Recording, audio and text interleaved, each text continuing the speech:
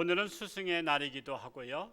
또한 교회에서는 스승의 주일이라고 하기도 합니다. 이 스승의 날이 어떻게 생겼냐 하면은 제가 이제 검색을 해봤더니 최초 1963년 충남 지역 청소년 적십자 단원들이 최초로 만들었더라고요. 적십자에서 만든 거예요, 단원들이. 그래서 은사의 날을 정하고 사은 행사를 개최한 것이 시초입니다. 63년생 계신가요? 63년도에 생겼고요. 그리고 1964년도 청소년 적십자 중앙학생협의회에서는 5월 26일을 스승의 날로 정했습니다. 그냥 5월 26일이니까 또 뭐 바뀐 것 같죠?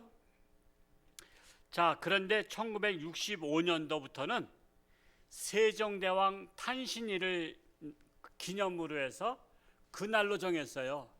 세종대왕 탄신일이 언제인지 아세요?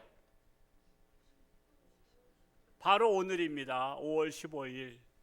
그래서 5월 15일 세종대왕 탄신일로 우리나라에서 가장 존경하는 임금 세종대왕 탄신일을 스승의 날로 정해자 해서 5월 15일, 마치 오늘이 5월 15일이고 또 주일이고 그래서 스승의 날, 스승의 주일이라고 말할 수가 있습니다. 그런데 1973년도에 또 없애버렸어요. 너무나 또 선생님들을 또 높이면 안 된다고. 얘 또 군사 정권에서 또 없앴어요. 그 없애고 나서 보니까 이게 별로 국민에게 이게 교육에 도움이 안 되는 거야. 선생님을 존경하고 선생님을 받들어야 되는데 애들이 선생님을 선생님같이 여기지 않으니까 이거 안 되겠다. 그래서 또 다시 시작한 것이 1982년도에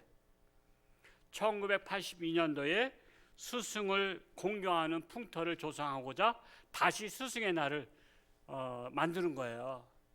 그래서 그 이후로 지키고 있는데 이게 한번 안 지키다 보면요, 사람들의 마음이 해이해져 가지고 스승을 스승으로 여기지 않는 시대가 돼서 오늘날에는 그렇게 선생님들을 존경하지 않고 선생님한테 대들기도 하고, 옛날에 그런 게 있어요. 학교 선생님이 학생들 담배 피는 학생 있으면 선생님 오신다고 그냥 막 도망가고 그랬어요. 근데 요즘에는 학생들이 담배를 피면 선생님이 못 본 척하고 도망가신대. 왜냐하면 괜히 선생님이 맞아, 학생들한테. 그래서 그냥 선생님이 못 본 척하고 지나갈 정도야. 그 정도로 선생님에 대해서 존경하는 마음들이 사라졌습니다. 그럼에도 불구하고 오늘 스승주의를 맞이해서 스승이 얼마나 중요한가를 오늘 말씀을 드리려고 하는 것입니다. 저는 그 스승을 잘 만나 인생의 전환점을 이룬 사람들 중에 세계적인 인물이 참 많은데 그 중에 뭐 예를 다 들 수는 없고 한 사람 예를 든다면 헬렌 켈러 여사의 스승님을 들을 수가 있습니다. 헬렌 켈러 아시죠? 헬렌 켈러. 헬렌은 1880년도에 미국에서 출생했습니다. 그랬는데 태어난 지 19개월 만에 열병이 돌았어요. 열병 아시죠? 자기 온도가 막 40도 올라가는. 열병이 위험하잖아요, 아기들한테는. 열병이 돌아서 고열로 고생을 하다가 많이 죽는데 죽지는 않았지만 그 열병 때문에 시력을 잃었어요. 19개월 만에 시력을 잃고 시력만 잃은 게 아니라 청각도 잃어버렸어요. 소리도 못 듣는 거야. 자, 그러면 시력도 잃어버리고 청각도 잃어버리면 또 잃어버린 게 있어요. 자동적으로. 뭘까요? 말을 못 하는 거야. 왜? 말이라는 거는 상대방이 말을 해서 들었고서는 나도 그걸 따라하는 건데, 내가 청각을 잃어버렸기 때문에 남이 말하는 소리도 안 들리고 내가 말하는 것도 무슨 말 한지를 몰라. 그러니까 그런 거 있죠. 그냥 하면서 이렇게 막 이렇게 대대대대 하고 그리고 말도 아닌 소리만 지르는 거야. 근데 자기가 자기 소리를 질러도 자기도 못 알아들어. 왜? 청각 장애가 생겼으니까 자기가 소리 지르는 것조차도 몰라. 그러니까 그런 세 가지, 그냥 시각도 잃어버려, 청각도 잃어버려, 언어 장애가 와서 말도 못해. 이런 아이 어떻게 키울 거예요, 여러분? 애들이 장난치면 야 장난하지 마라. 애들이 물고 엎지르면 야 물고 엎지르지 마라. 애가 밥을 안 먹으면 밥 먹어라. 이리 와. 말할 텐데 말도 못 들어. 눈으로 보지도 못해. 의사소통이 안 돼. 엄마가 옆에 와도 몰라. 왜? 시각장애니까. 건드려야 알아. 건드려도 이게 엄마인지 뭔지를 몰라. 왜? 전혀 기억이 없잖아. 19개월 만에 그렇게 됐으니까. 그래서 장장 5년 동안 생고생을 해요. 애는 또 애대로 답답한 거 아니야. 보지도 않지. 말도 안 통하지. 누구랑 뭐 대화할 수도 없지. 그러니까 손에 잡힌 대로 다 집어던지니까 집안이 맨날 난장판이 된 거야. 난장판. 그 대책이 없어. 그렇다고 내 자식 죽일 수도 없잖아 이거. 그래서 7살 됐을 때 견디다 못해서 가정교사를 구합니다. 가정교사. 우리 아이를 케어할 수 있는 가정교사. 유치원 교사하고 달라요. 7살에 가정교사를 구하는데, 여러분 유치원에 보지도 못하고 듣지도 못하고 말도 못하는 애를 보내면 유치원에서 받기도 힘들죠. 가르칠 교사가 없다고. 하물며 가정교사를 구하는데 선생님 한 분이 딱 나타났어요. 그 선생님 이름을 아시는 분? 앤 설리번 선생님이세요. 앤 설리번. 앤 설리번도 시각 장애인이야. 근데 완전히 잃지는 않고 그 눈앞에 오면은 볼 수 있는 개심실하게 보는 그런 분들 계시죠? 성경 보려니까 안 보여서 이렇게 봐야 되는 것처럼 앤 설리번 선생님도 시각이 온전하지 못해. 그리고 그도 불행했던 과거가 있었어. 그래서 자진해서 내가 가정교사가 돼보겠다. 그래서는 왔어요. 와서 보니까 가관이야. 왜? 보지도 못하고 듣지도 못하고 말도 못하는 데다가 애는 답답한 거야. 누가 선생이고 누가 엄마인지도 몰라. 이거 구분도 안 돼. 이게 뭐 말해봤어야 알지. 그러니까 무조건 손에 닿으면 막 때리고 엎어버리고 집어던지고 막 하는 거야. 난장판이야. 그냥 집안이 맨날 난장판이야. 그런 아이를 보고 가르치겠다고 하는 선생님도 대단하죠. 그래서 선생님이 부모랑 협상을 했어. 선생님이 애한테 가까이 가면 막 때리는 거야. 그래서 따짜기를 많이 맞은 거야. 선생님도. 앤 설리번 선생님 따짜기 맞은 거야. 근데 애는 뭔지도 모르고 막 때리는 거거든. 그래서 얘를 교육을 시키려니까 부모랑 협상을 했어요. 내가 이 아이를 매를 들어서라도 가르쳐 볼 테니까 일체 이의를 제기하지 않도록 각서를 썼어요. 각서를 쓰고 어떤 일이 있어도 부모님은 내가 가르치는 동안 간섭하지 마시오. 그랬어요.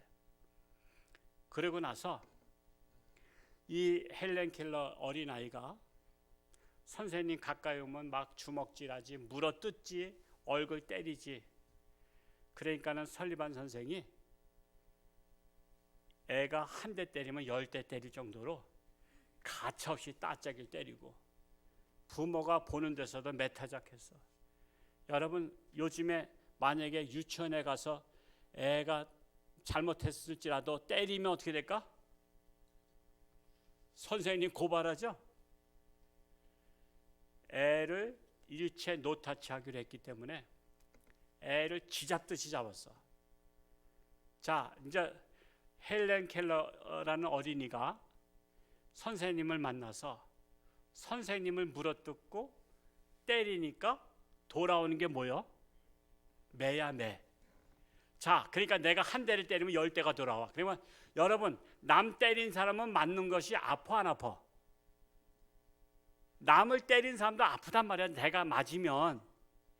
그러니까 남을 한번 때리면은 자기가 무슨 각오를 해야 돼? 매맞을 각오를 해야 돼. 그러면서 애가 생각하기 시작한 거야. 내가 남을 기분 좋게 신나게 그냥 자기는 화를 폭발하기 위해서 때렸지만은 한 번 때릴 때만 10대가 돌아오니까 이제 때리는 걸 생각하게 되는 거예요. 그렇죠? 내가 남을 때리면 내가 한 10대를 맞아야 되니까 여러분 남한테 맞을 까고 하면서 때린 사람 있어요, 없어요? 안 때려. 그러고 나서부터는. 그러니까 쥐잡듯이 잡으니까 부모님은 뒤에서 우는 거야.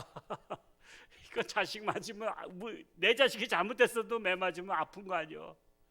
그래도 각서를 썼기 때문에 그냥 애를 그렇게 쥐잡듯이 몇 달을 잡으니까 애가 순둥이가 된 거야. 왜? 말 안 들으면 무조건 때리니까. 그래서 사랑하는 자에게 매도 두는 것도 사랑에 매요. 사실은 때리고 그러니까 말 듣는 거야.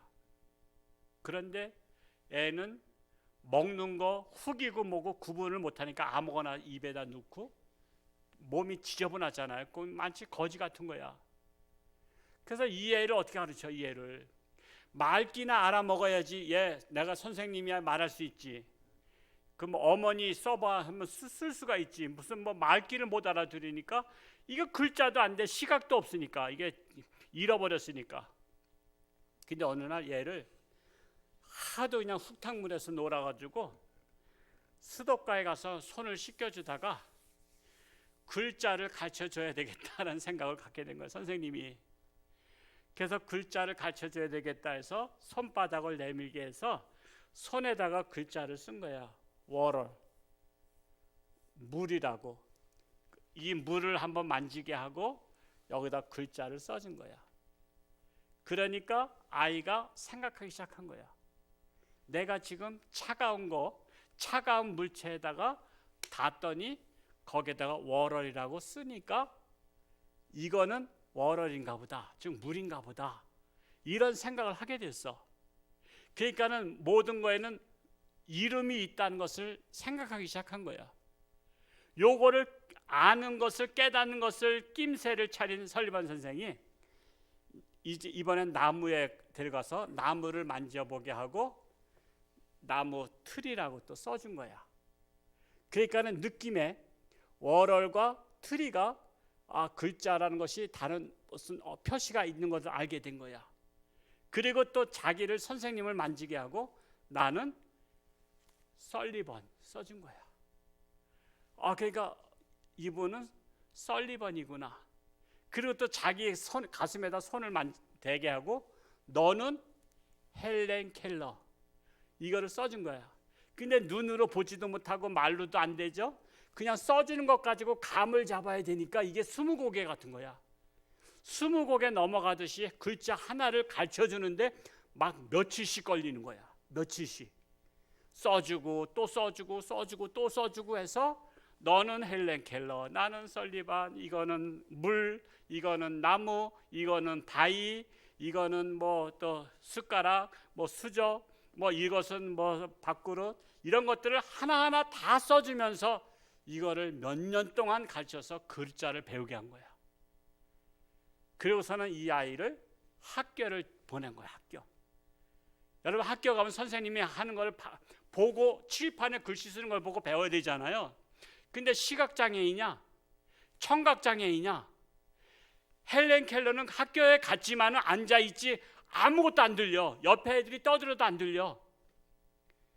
그러면 설리반 선생님이 그날 배운 거를 집에 와서 아이한테 가르쳐 주는 거야. 손바닥에다 써주면서. 그러니 여러분 공부가 이게 얼마나 어려운 거예요. 이거 우리는 선생님이 책을 갖다 놓고 공부시켜도 힘든데 손바닥에다 하나씩 하나씩 가르치면서 해서 초등학교를 졸업하고 중학교 졸업하고 고등학교 졸업하고 명문대학까지 들어갔다는 사실이에요. 명문대학. 그 학교가 레드 클리프라는 명문대학에 들어갔어. 그리고 대학을 졸업했어. 여러분 세 가지 장애인이 명문대학을 졸업하는 건 쉬운 게 아니에요. 설리반 선생도 대학 안 나오신 분이야. 근데 같이 대학교에 가서 같은 과목마다 다니면서 듣고 그날 배운 거를 제자한테 전수해 준 거야. 제자한테. 그래서 제자한테 전수해 줘서 제자가 그걸 다 배우고 해서 얼마나 고생했겠어. 얼마나. 그렇게 해서 명문대학을 졸업을 한 거야. 그래서 세계적인 인물이 된 거예요. 세계적인 인물이 거저 나온 게 아니에요. 세계적인 사람이 세계적인 인물 되는 게 아니라 훌륭한 선생님에게서 사사를 받으면 세계적인 인물이 될 수 있다는 것을 헬렌 켈러 통해서 볼 수 있는 거예요. 제가 이 책을 굉장히 오래전에 읽었지만 오늘 스승의 지위를 생각해서 여러 스승들을 제가 생각한 결과 헬렌 켈러가 정말 설리번 여사가 가장 어려운 교사 역할을 했었구나 해서 제가 이 앤 설리번 선생님에 대한 애를 둔 거예요. 제자가 문제가 아니라 선생님이 훌륭하면 어떤 아이도 훌륭한 사람 될 수 있다. 어떤 문제아도 훌륭한 사람 될 수 있다. 어떤 희망이 없는 사람도 제 아이들도 세계적인 인물이 될 수 있다. 아이에게 문제가 있는 게 아니라 선생님이 어떤 선생님 만나냐가 이 아이의 인생의 미래를 결정한다는 것을 말씀을 드리는 거예요. 그래서 오늘 스승의 날을 맞이해서 하나님의 말씀을 가르치고 지도하는 교사들이 오늘의 말씀과 같은 스승이 되기를 원하면서 오늘 본문을 택했습니다. 오늘 세 가지를 말씀드릴게요. 첫 번째로는 제자를 내 사랑하는 자녀와 같이 가르치는 스승이 되기를 소망합니다. 자녀와 같이 가르치는 스승. 우리 고린도전서 4장 14절을 다시 한번 읽어볼까요? 시작. 내가 너희를 부끄럽게 하려고 이것을 쓰는 것이 아니라 오직 너희를 내 사랑하는 자녀같이 권하려 하는 것이라. 중국에 희한한 기적이 하나 있어요. 우리나라 축구하면 지금 어떤 선수가 지금 자랑스럽죠? 션 그랬는데 발음이 다르더라고. 션. 손흥민 선수가 세계적인 선수로 지금 발돋움하고 있잖아요. 여러분 그것을 바라보는 중국이나 일본이 얼마나 불안한지 모르요. 우리 중국에는 손흥민 같은 선수가 없는가? 근데 없는 게 기적이요. 왜냐하면 우리나라 남한만 5천만이잖아요. 5천만 중에 손흥민 같은 선수가 있는데 중국은 인구가 정확한 데이터는 안 나오지만 그래도 대략 한 14, 5억 된다 그래요. 15억이라고 치면 우리 남한의 인구의 몇 배요? 이거 계산 안 되면 장사 절대 하지 않기 바랍니다. 30배. 15억이면 우리 5천만의 30배라고. 그러면 우리 남한처럼 중국을 30개로 쪼개서 5천만 명당 축구팀 하나씩 만들어도 국가대표 선수가 되겠죠.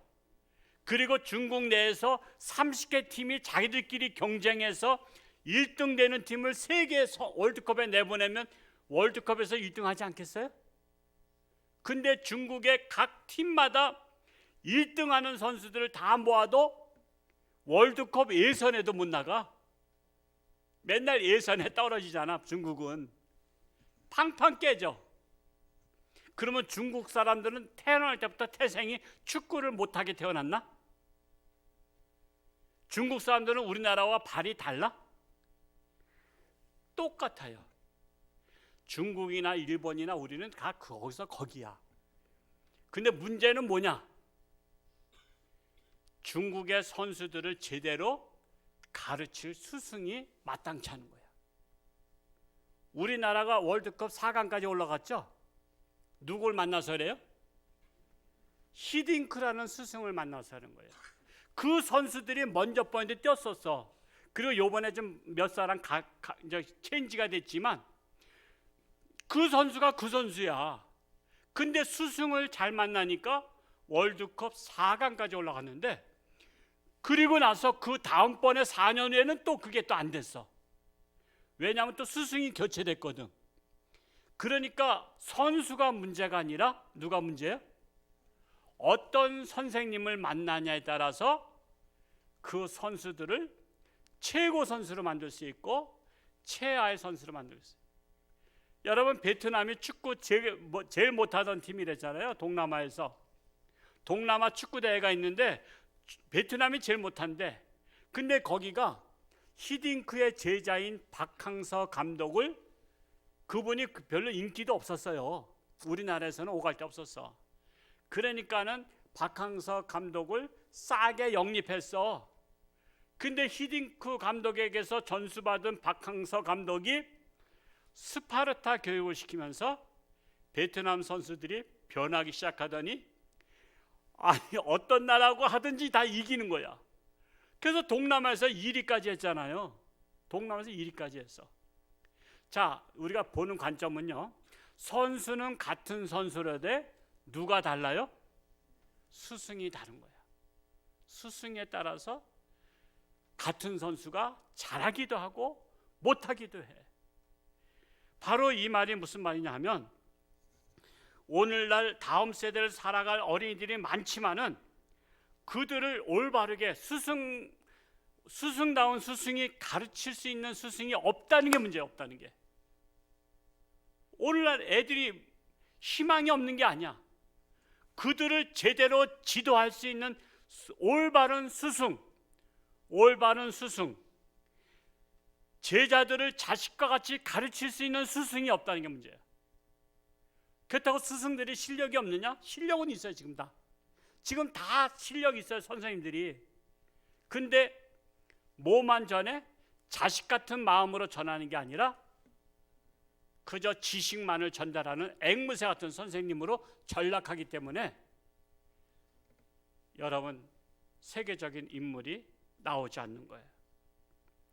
제자들을 내 사랑하는 자녀와 같이 애정을 가지고 가르치는 스승이 결코 많지 않다는 거예요. 내 자녀처럼. 여러분, 내 자녀처럼 가르치는 스승과 남의 자녀를 가르치는 스승은 다르다는 거 아시죠? 내 자녀는 열정을 가지고 가르쳐요. 근데 남의 자녀에 대해서는 내 자녀만큼 열정으로 가르치기가 결코 쉽지 않다라는 사실이에요. 그럼에도 불구하고 우리 홍천주안교회 교사들은 주일학교 제자들을 내 사랑하는 자녀처럼 가르칠 수 있기를 축복합니다. 그런 마음의 자세가 필요해요. 내 자녀처럼. 바로 그 말씀의 14절에 내 사랑하는 자녀같이 권하려 하는 것이라. 내 사랑하는 자녀같이. 내 자녀는 아니야.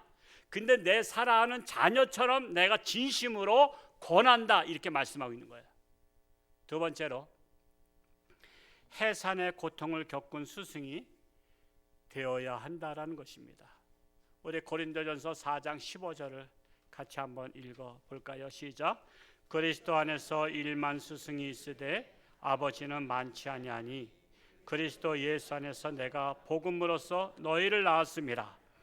해산의 고통을 겪었다는 것은 내가 친히 낳았다는 거예요. 내가 친히 낳았다. 내가 낳아서 기른 자식과 남이 낳아서 위탁한 자식을 기르는 마음은 다를 것입니다. 내가 친히 낳은 자식에게 애정과 정성이 가득할 것입니다.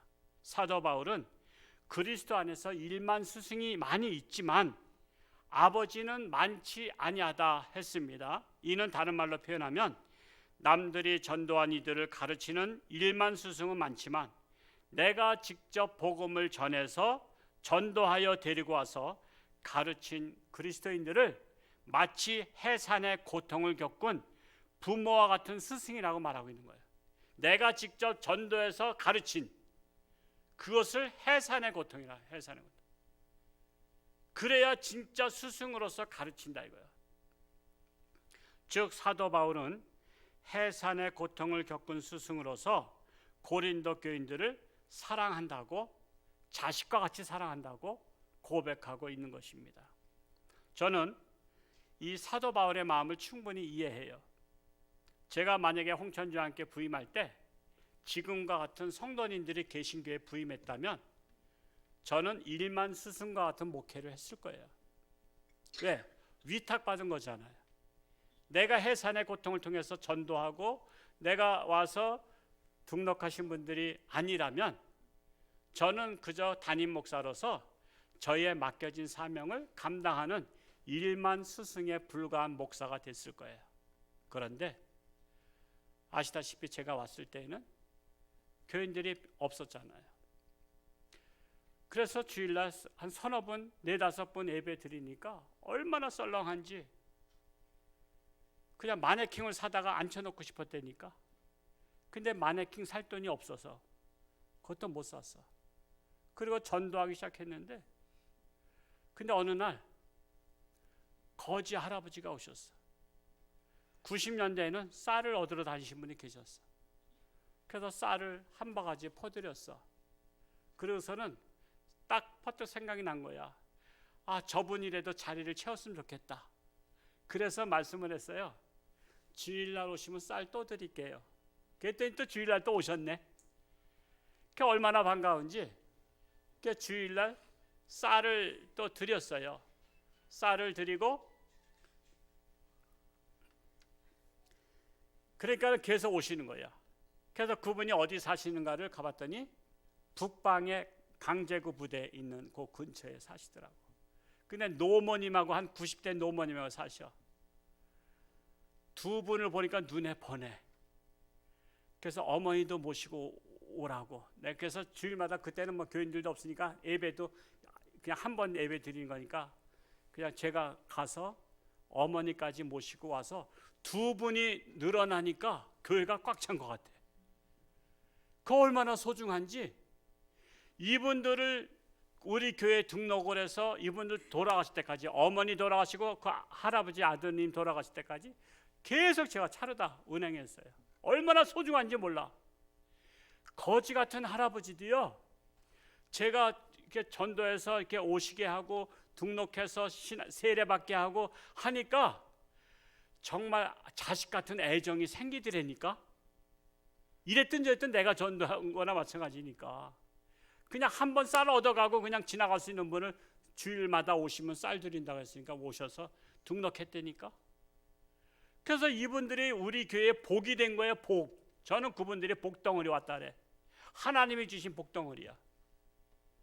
근데 다른 데서 교인들이 이렇게 왔는데 이 할아버지 내에 깨지지 하거든. 시골에서 사시고 또 맨날 쌀을 아들이 얻어다가 잡수는 집이니까 얼마나 깨지지해. 그러니까 이 교회는 거지 같은 사람들만 있냐고 소리에 내가 화를 냈어. 내가 옛날에는 화를 잘 못 다스렸어요. 요즘엔 좀 많이 참는 편인데 무슨 그따위 소리를 하냐 말이야. 아니, 예수님께서 가난하고 소외되고 병든 자들을 다 내게로 오라고 해서 그분들을 특별히 사랑했는데 저분들이 복덩어리가 될 거야. 말대로 복덩어리가 돼서요, 우리 교회 그래서 여기까지 온 거예요. 그래서 저희는 집사람 직장 그만두고 늘 할 일이 뭐가 있어요. 교인은 한 10분밖에 안 되니까. 그래서 맨날 전도 나가서 전도하면 그 다음 주 온다 그러지만 와요? 솔직히 대답은 잘해. 난 홍천 사람도 그때 알았어요. 대답은 잘해. 죄송한 말이면 대답은 잘해. 네, 다음 주에 갈게요. 근데 대답은 잘하는데 안 와. 그러니까 이제 안 믿어져. 근데 2년 동안 대답하게 하면 2년 되면 미안해서 오더라고. 그래서 보통 2년 만에 전도한 분들이 많아. 그래서 제 리스트에는 이분이 1년 됐으니까 한 반은 열렸겠다. 2년 되면 올 때가 됐다. 이렇게 생각하면서 전도를 했어요. 그래서 2년 만에 오신 분들이 많아. 그래서 제가 전도 세미나 미자립교회가 자립교회에 대해서 총회에서 노예별로 제가 다니고 그랬었는데 2년 동안만 붙잡고 늘어지면 온다. 2년 동안만. 2년 동안만 잉태하고 있으면 돼. 태신자로 해산의 고통이 겪으면. 그래서 그분이 2년 만에 오면요 얼마나 소중한지 몰라. 저는 그 사도 바울의 마음을 알아. 1만 스승의 마음으로 목회하는 게 아니라 해산의 고통을 통해서 한 분 한 분이 등록하신 분이 얼마나 저한테는 소중한지. 그래서 VIP라고 하는 거예요. 그래서 우리가 예수님 초청잔치 VIP를 넣은 것도 그분들이 바로 VIP다. 내게 가장 귀한 고객이다.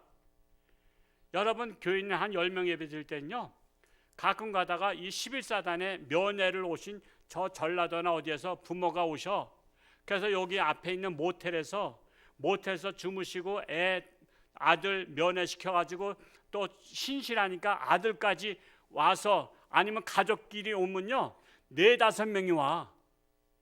여러분, 4-5명이 예배당에 들어오면요 그날은 꽉 찬 것 같아. 그러면 얼마나 내가 신나는지 몰라.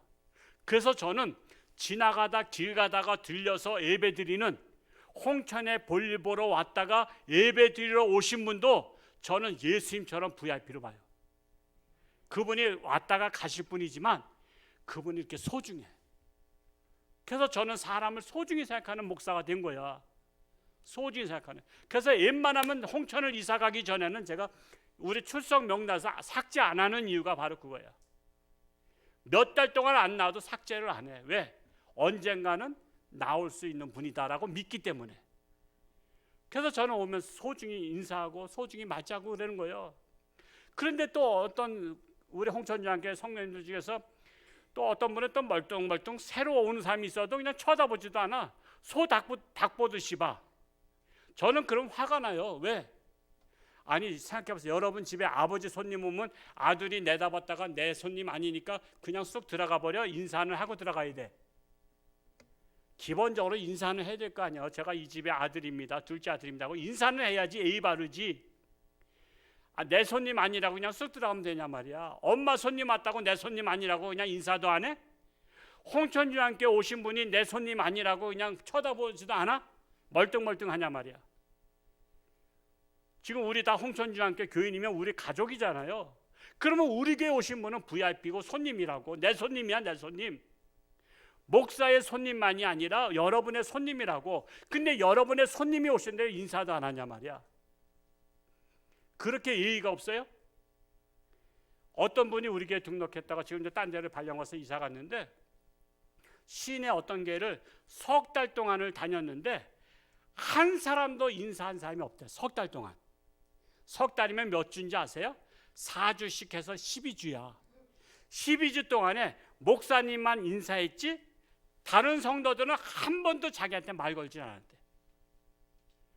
그래서 이 교회 못 다니겠다 해서 교회를 찾는데 우리 교회 온 거야. 우리 교회 오니까 반갑습니다 하면서 그냥 막 악수하죠. 누구입니다 막 이렇게 하고 그러니까 놀래 자빠진 거야. 놀래. 홍천에 이렇게 친절한 교회도 있냐고. 그러니까 어떤 성도는 우리 교회 오고 나서 2단이 아닌가 봐요 그런 거야. 그래서 왜 2단으로 봤냐 했더니 어느 교회나 자기도 다녀봤지만 아는 척하는 교회가 하나도 없는데 홍천중앙교회 왔더니 친절하게 대해서 자기가 2단도 다녀봤더니 2단들이 원래 친절하대. 자존심 상하지 않아요? 2단은 친절하고 정통교회는 불친절한 거야? 그래서 홍천중앙교회 오니까는 너무 친절해서 경계심을 가졌대. 처음에. 왜? 이 교회가 2단이 아니야? 왜 이렇게 친절해? 나한테 이렇게 잘해? 혹시 2단인 것 같아.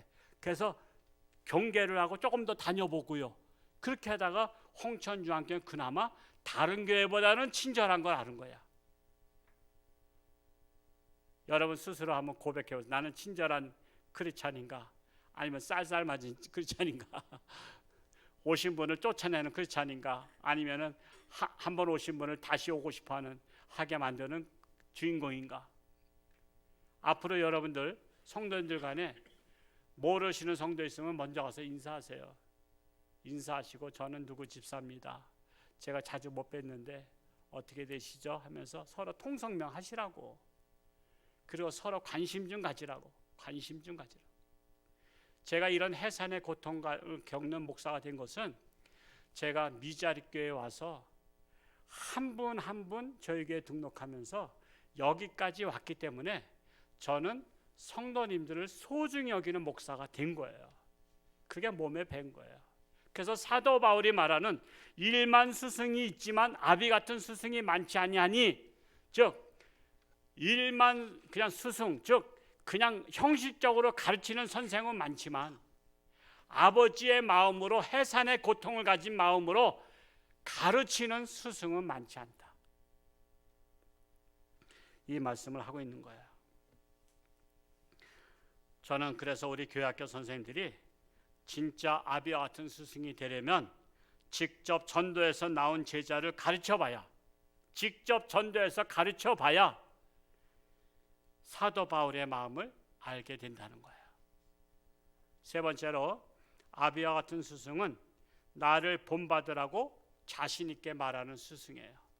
우리 고린도전서 4장 16절을 같이 한번 읽어볼까요? 시작. 그러므로 내가 너희에게 권하노니 너희는 나를 본받는 자가 되라. 제자들에게 내가 모델이 되라는 것입니다. 나처럼 신앙생활하면 훌륭한 크리스찬 될 수 있다고. 나처럼 해라는 거예요. 나처럼. 자신 있게 나처럼 하라. 나처럼 해라. 자신 있게 말할 수 있는 스승이 되라는 거예요. 그리하여 나를 능가하는 제자가 되도록 최선을 다해서 가르치는 스승이 되어야 한다는 거예요. 저는 우리 홍천중앙교회 선생님들이 제자들로부터 존경받는 선생님들이 되시길 축복합니다. 그리고 또한 사랑받는 선생님이 되시길 축복합니다. 원래 주일학생들은요, 선생님 보고 싶어서 나와야 돼. 예수님의 그림자가 선생님이에요. 선생님을 보면 예수님을 본 것 같이 만들어야 돼. 그래서 선생님 안 보면 못 견뎌야 돼. 여러분, 사랑하면 안 만나면 못 견디는 거 아시죠? 일주일이 엄청 기다려지는 거야.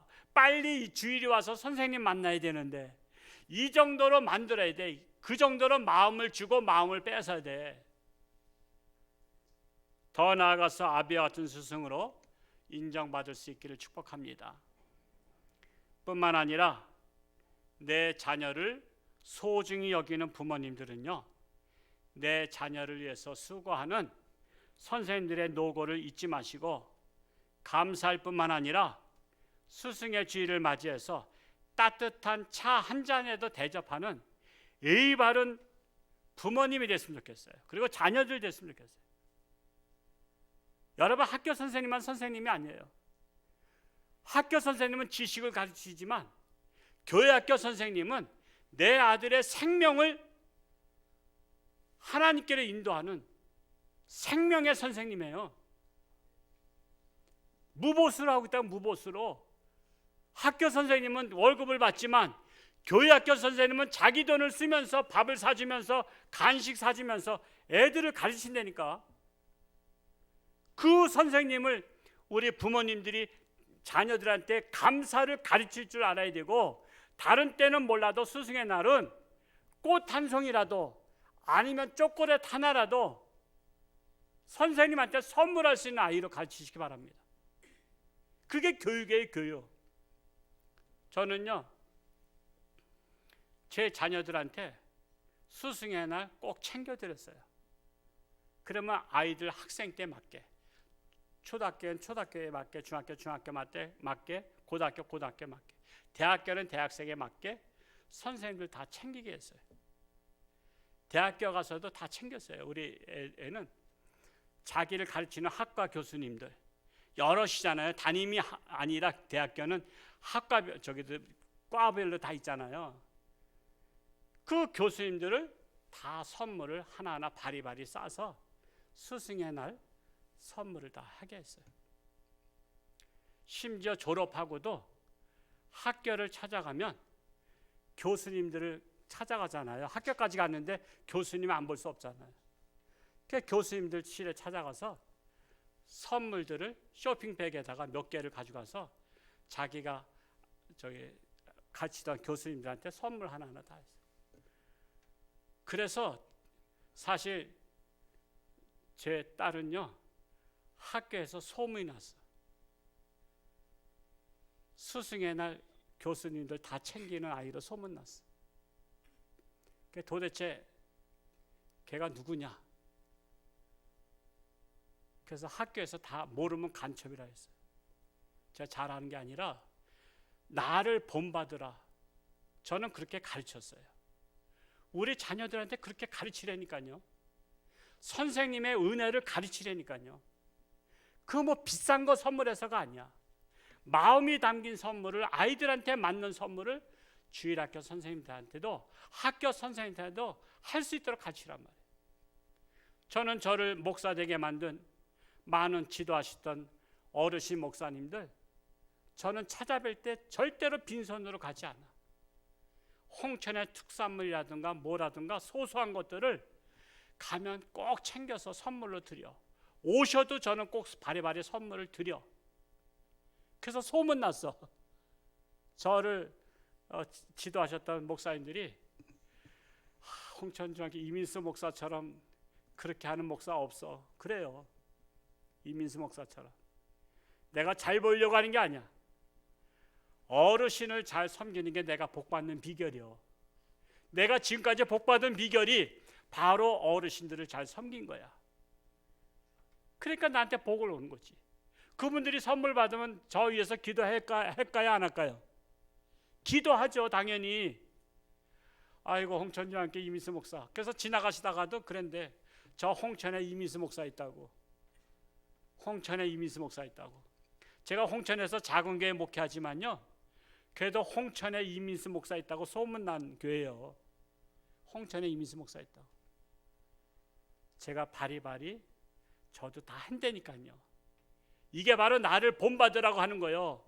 내가 이렇게 했던 것처럼 우리 학부모님들도 내 자녀를 지도하고 있는 학교 선생님이나 교수님이나 교회학교 선생님들 챙겨드리라니까. 요즘 나온 뭐 커피 같은 세트 같은 것도 한 몇천 원이면 뒤집어 써. 그 사랑의 마음이 담긴 거 아니야. 사랑의 마음이. 그래야 아이들이 선생님을 존경하는 마음을 갖게 되잖아. 존경하는 마음, 사랑하는 마음을 갖게 되잖아. 저는 그래서 우리 교회 아이들이, 저는 배은망덕한 아이가 한 명도 없기를 축복합니다. 그리고 은혜를 아는 아이들이 됐으면 좋겠어요. 선생님을 소중히 여기고 선생님을 귀하게 여기는 우리 자녀가 됐으면 좋겠어요. 그래서 우리 교회학교 교사가 아비와 같은 스승이 되어서 헬렌 켈러 같은 대책 없는 아이도 세계적인 인물로 키운 앤 설리번 선생님과 같은 그런 선생님들이 되시고 또 그 은혜를 아는 여러분의 자녀들이 될 수 있기를 축복합니다. 기도하겠습니다. 사랑하는 아버지 하나님, 오늘 스승의 주일을 맞이해서 우리 인류의 스승은 예수님이십니다. 예수님께서 친히 모범을 보이셨고 사도 바울이 모범을 보이셨고 오늘날 선생님들이 모범을 보이시고 아비와 같은 스승이 되어서 제자들을 내 자식과 같이 사랑하며 양육한다면 이 세상에 실패할 제자는 하나도 없습니다. 대책 없는 헬렌 켈러 여사를 앤 설리번 선생님이 참으로 각고의 노력 끝에 세계적인 인물로 키운 것처럼 오늘날 다음 세대를 이끌어갈 우리 교회학교 어린이들을 아비의 마음을 가진 스승이 되어서 잘 지도하고 양육해서 세계적인 인물들이 쏟아져 나오는 홍천중앙교회가 되게 하여 주옵소서. 뿐만 아니라 선생님들의 수고가 헛되지 않도록 우리 선생님을 존경하며 사랑하며 인정하며 그들의 수고를 아낌없이 우리가 또한 찬사해서 우리 스승 되신 교사들이 보람을 가지고 우리 교회학교 아이들을 내 자식과 같이 양육할 수 있는 그 사명을 잘 감당케 하사 우리 홍천중앙교회가 장차 훌륭한 인물들이 배출되는 귀한 교회가 되게 하여 주옵소서. 예수님의 이름으로 감사하며 기도하옵나이다. 아멘.